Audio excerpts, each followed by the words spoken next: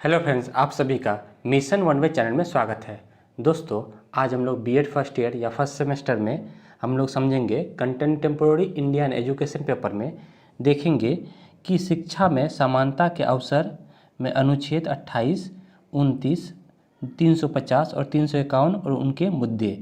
Topic है equality of opportunities in education, article 28, 29, 350 and 351 and their issues.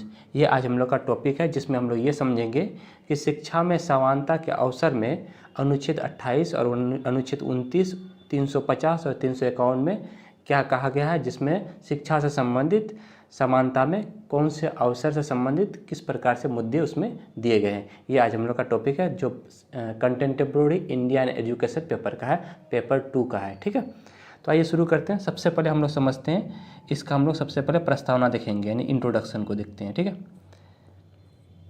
किसी भी राष्ट्र का निर्माण करने में शिक्षा एक महत्वपूर्ण होती है। किसी भी राष्ट्र का निर्माण करना होता है तो उसमें शिक्षा जो है एक महत्वपूर्ण भूमिका निभाती है। शिक्षा प्राप्त करने के लिए समाज के सभी लोगों को, चाहे वो किसी भी जाति, धर्म या लिंग का हो, सभी को समान अधिकार देता है। शिक्षा प्राप्त करने के लिए समाज के सभी लोगों को, चाहे वो किसी भी जाति के हो, किसी भी धर्म के हो, किसी भी लिंग के हो, समान रूप से समान अधिकार जो है सभी व्यक्तियों को शिक्षा प्राप्त करने के लिए दिया जाता है, जिससे एक मजबूत समाज का निर्माण हो सके, जहां समाज में ऊंच नीच, गरीब अमीर एवं लड़का लड़की को ध्यान में रखकर शिक्षा की मुख्य धारा से जोड़ना चाहिए। यानी कि जहाँ समाज में ऊंच नीच है ना, गरीब अमीर और लड़का लड़की को बिना भेदभाव किए शिक्षा सभी को एक समान रूप से प्राप्त करना चाहिए, ताकि शिक्षा की मुख्य धारा से ये सभी जुड़ सके। ठीक है, इसीलिए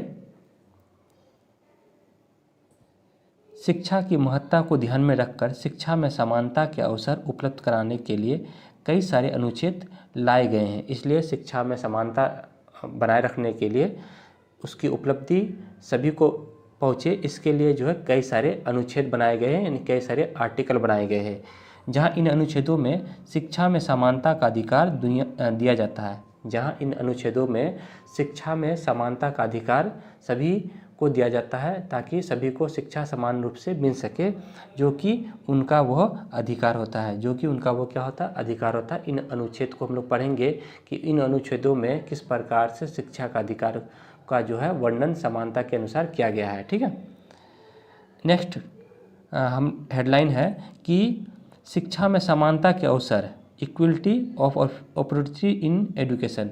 शिक्षा में समानता के अवसर से तात्पर्य है कि बच्चों को उनकी शिक्षा का अधिकार मिले, यानी कि बच्चों को उनका जो है शिक्षा का अधिकार मिले। शिक्षा में समानता, शिक्षा में समानता का मतलब होता है कि बच्चों को उनका अधिकार मिले, शिक्षा का उनका अधिकार मिले। जहाँ शिक्षा का अधिकार यानी कि राइट टू एजुकेशन, RTE में कहा गया है कि 6 से 14 वर्ष तक के बालकों को निःशुल्क एवं अनिवार्य शिक्षा मिलना चाहिए। जहां शिक्षा का अधिकार में ये कहा गया था कि 6 से 14 वर्ष तक के बालकों को निःशुल्क और अनिवार्य शिक्षा दिया जाना चाहिए, यह उसका अधिकार है। जहां ये बात अनुच्छेद 21 का A में भी कहा गया है, जहां ये बात जो है आर्टिकल 21 का A में कहा गया है कि 6 से 14 वर्ष तक के बालकों को निःशुल्क और अनिवार्य शिक्षा देना है, जो उनका अधिकार है। और साथ शिक्षा बच्चों को उनकी मातृभाषा में देनी चाहिए, तथा शिक्षा जो है उनकी मातृभाषा में देनी चाहिए, जो उनकी मातृभाषा है, जो जहाँ उनकी क्षेत्रीय भाषा है, जिस भाषा में वो बोली जाती है, उसी भाषा में उनको शिक्षा देना चाहिए। ये शिक्षा का अधिकार 2009 में यह कहा गया है। ठीक है,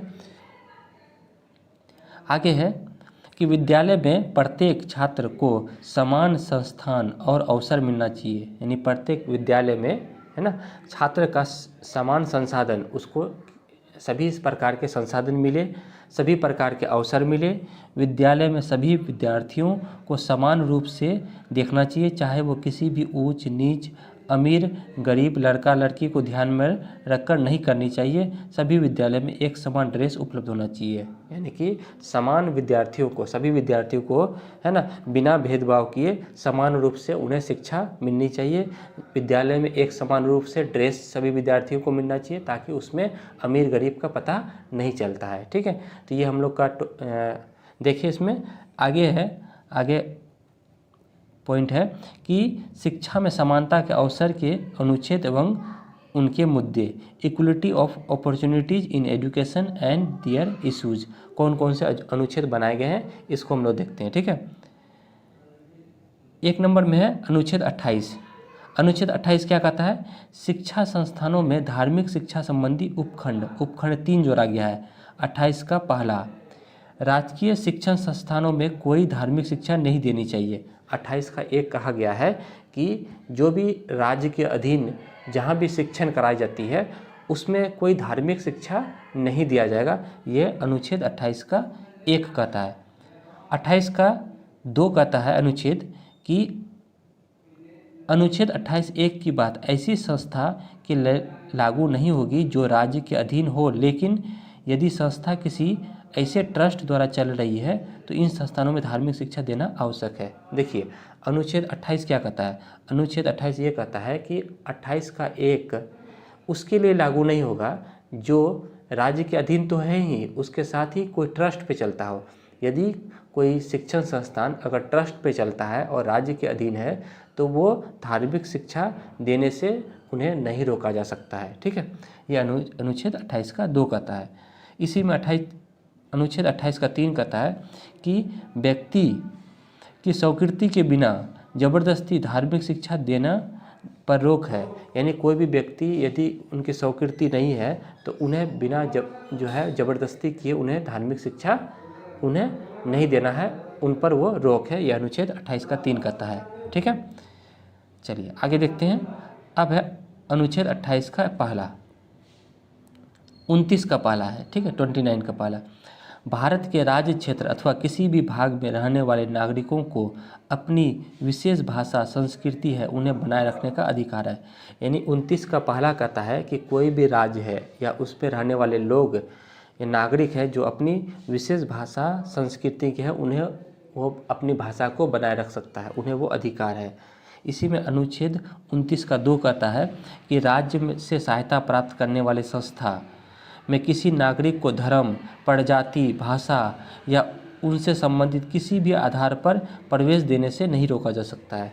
यानी कि राज्य की सहायता प्राप्त करने वाले वैसे संस्था या कोई नागरिक धर्म, जाति, भाषा या उनसे संबंधित किसी भी आधार पर वो किसी भी धर्म में या किसी भी जाति में किसी भी भाषा को वो ग्रहण कर सकता है, उन्हें वो रोका नहीं जा सकता।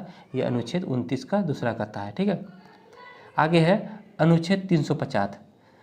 अनुच्छेद 350 क्या कहता है कि प्रत्येक राज्य और राज्य के अंदर प्रत्येक स्थानीय अधिकारी भाषाई आधारित अल्पसंख्यक वर्गों के बालकों को शिक्षा उनकी मातृभाषा में देने का प्रयास करेगा। यानी राज्य और राज्य के अंदर जो भी स्थानीय अधिकारी में भाषा दिया जाता है उनको, वहाँ के बालकों को किस में भाषा देगा? मातृभाषा में उनकी शिक्षा दिया जाएगा। ये बात कहती है अनुच्छेद 350 में। ठीक है, उसके बाद अनुच्छेद 351। अनुच्छेद 351 क्या कहता है कि हिंदी भाषा में वृद्धि करना, उसका विकास करना तथा उसकी समृद्धि सुनिश्चित करना संघ का कर्तव्य होता है। ये बात अनुच्छेद 351 में कहा गया कि हिंदी भाषा में वृद्धि करना है, उसका विकास करना है तथा उसकी समृद्धि सुनिश्चित करने का संघ का कर्तव्य अनुच्छेद 351 में कहा गया है। उसके बाद लास्ट में निष्कर्ष को देख लेते हैं। इसमें निष्कर्ष क्या है? कंक्लूजन, कि उपयुक्त बातों से स्पष्ट होता है कि एक मजबूत समाज के लिए शिक्षा में समता और समानता बहुत जरूरी है, जो बिना भेदभाव किए सभी बच्चों को निःशुल्क एवं अनिवार्य शिक्षा देना जरूरी है, जिससे बच्चों को गुणवत्तापूर्ण शिक्षा मिल सके। इस तरह से जो है शिक्षा में समता और समानता को ध्यान में रखकर जो है कई सारे अनुच्छेद बनाए गए हैं, जहाँ बच्चों को उनका अधिकार दिया जाता है शिक्षा से संबंधित। ठीक है दोस्तों, ये आज हम लोग का टॉपिक था कंटेम्पोरेरी इंडिया इन एजुकेशन का। फिर हम लोग नए टॉपिक में मिलते हैं, तब तक के लिए धन्यवाद।